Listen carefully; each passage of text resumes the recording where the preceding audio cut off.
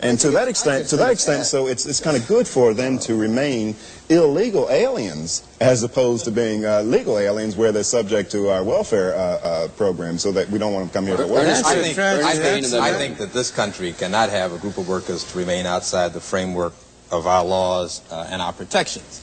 And as long as we have workers who are attracted to the United States because of the standard of living, and I think minimum wages play a part in that, as part of that attraction. But it seems to me to have undocumented workers without providing either a means of protection for them, and it seems to me we've got to go to a question of providing the amnesty for those generations of workers who have come here over a period of time, now 2, 3, maybe 4 generations. We have to see that they have the same rights and protection of all other workers. And as it stands now, large numbers of them live outside the framework of the laws and statutes that we have on our books. They do. And the tragedy of the situation is what Walter Williams points out, that as long as they are undocumented and illegal, they are a clear net gain. The nation benefits and they benefit. They wouldn't be here if they didn't. The tragedy is that we've adopted all these other policies so that if we convert them into legal residents, it's no longer clear that we benefit. They may benefit, but it's no longer clear that we do. What Len Williams said before is again a travesty on what was actually going on. The real boost to the trade union movement came after the Great Depression of the 1930s. That Great Depression was not a failure of capitalism. It was not a failure of the private market system, as we've pointed out in another one of the programs in this series. It was a failure of government. It was not the case that somehow or other there was a decline in the conditions of the working class that produced a great surge of unionism. On the contrary, unions have never accounted for more than 1 out of 4 or 1 out of 5 of American workers. The American worker benefited not out of unions. He benefited in spite of unions. He benefited because there was greater opportunity, because there were people who were willing to invest their money, because there was an opportunity for people to work, to save, to invest. That's still the case today. You say, we have to provide him with something or other, Ernest. Who are the we? We the people. How do we the people? But how do we the people do it? We the people provide them the protection by seeing that their safety... You're talking about the immigrant population. And occupational health codes that protect the environment that they work in. See that they have civil rights laws that protect their own person. See that they have civil liberties laws that protect them further. We, the people of this country, provide that protection. It's so bad. If they don't have, you're kind of painting an image. Why are these people coming? We're not pulling in here by chains. It's obvious why people come here. Evidently, conditions are much better. Gentlemen, don't all talk at once. So what are you talking about protecting? Why did you leave Little Rock, Arkansas to go to Philadelphia? It seems to me that it's obvious. Would you extend the courtesy to finish? Look. First thing, let me say the following thing, because there's some basic things that you need to know. We're going to say the thing I was interrupting. We're going to say 5 more things. There isn't all afternoon. Labor unions and minimum wages for that case cannot improve the condition of the working people of a country. We do it every day. Because if we can improve the condition of working people in countries all around the world. You know what this man every day. You know what you're telling the audience? You're saying that you can solve the problems in Bangladesh. You can make them a rich country if you tell them to unionize like we are and demand higher wages. No, I didn't say anything remotely like that. No, it's productivity that keeps income low. I come back to my initial question. Why are so many leaving the union? There aren't very many. Oh, there are too.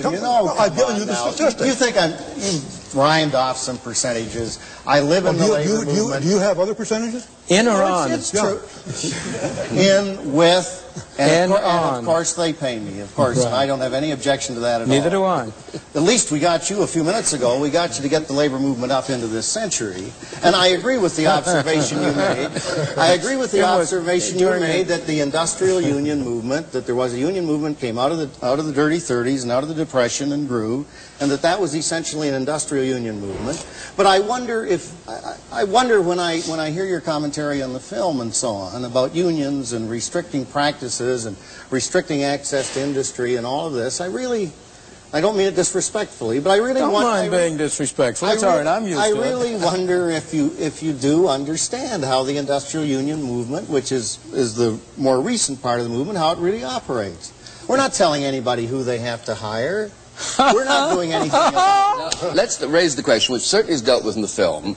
Have minimum wages, which is a form of government intervention, served the interests of the poor and indeed of the working class generally? Now, I know you've spent a good deal of time looking at this. I'd like you to come in on it, too.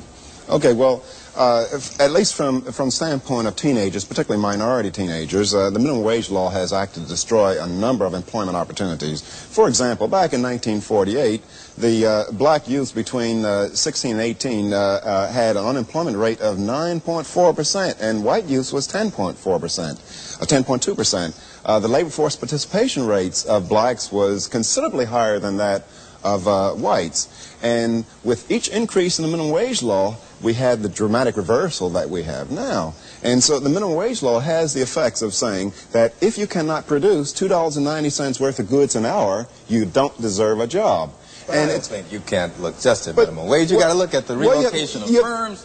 You've got to look at the movement of people. You can't do that. Well, you look at relocation of firms. A lot of people try to say a lot of jobs move out to the suburbs. Well, you find black-white unemployment ratio is the same in the suburbs as you find in the cities. So it's yes, minimum wage. You're taking one element. You're taking one element of a long historic development. And when you start comparing 1948, Lynn is next. Lynn and then Ernest Green. Come on now. I understand the law. Educational Lynn and then Ernest Green. You get a differential between black and white. Bang the gavel. Come on, Lynn.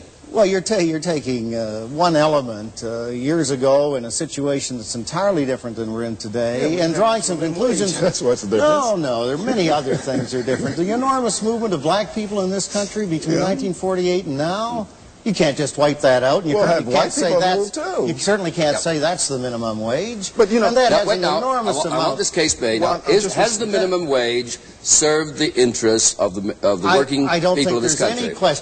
I don't think there's any question that the working people of this country would be much worse off than they are today. The youth of this country would be much worse off than they are today if we didn't have minimum wage. Okay, now Bill Brady, come on. Well, no, minimum wage is a good idea or not? You're an industrialist. It's a bad idea. It is patently one of the worst things that we can do to our youth. We prevent them from. How many kids do you hire? What's that? How many kids do you hire? I have 2. It's not important how many kids. But it is. Minimum wage doesn't affect his industry. His wages are far above the minimum wage. Doesn't affect a single one of his members. It affects people about. Come on, hold it. We have not gone to support minimum wage legislation in this country. Gentlemen, hold it a moment. Hold it a moment. Hold a moment now. Of course we have not. We are a people's organization. The chairman has said the floor is Milton's. I was saying that there's not a single one, I suspect, of the members of your union who is affected by the minimum wage rate. They're much higher. You say that you are a public service organization. I say we're a people's organization. You're an organization of your workers, and if you aren't representing the interests of your workers, they ought to fire you. And if you tell us that you are going against the interests of your workers, then you are simultaneously saying to your workers, I'm not doing what you hired me for. This is pure sophistry. It's not sophistry in the slightest. I am not talking about representing the interests of our workers. Our union represents a lot of people. Right. And some of the people are the ones that you're probably aware of, the people who work in big steel mills and all the rest of it. But we also go out and organize workers all the time and win certification votes, despite Bill Brady's comment about that. And many of the workers we organize are workers who are affected by minimum wage. And the result of our organizing them is that we're able to bring them above minimum wage. And yes. Yeah, but the point is that I think that both of these gentlemen, we all should recognize, is that unions in the United States support the minimum wage. They're the major supporters, and they spend millions and millions of dollars in lobbying for the minimum wage law. Now they do it out of the name of concern and being in the interest of people. Now, in South Africa, the unions are far more honest.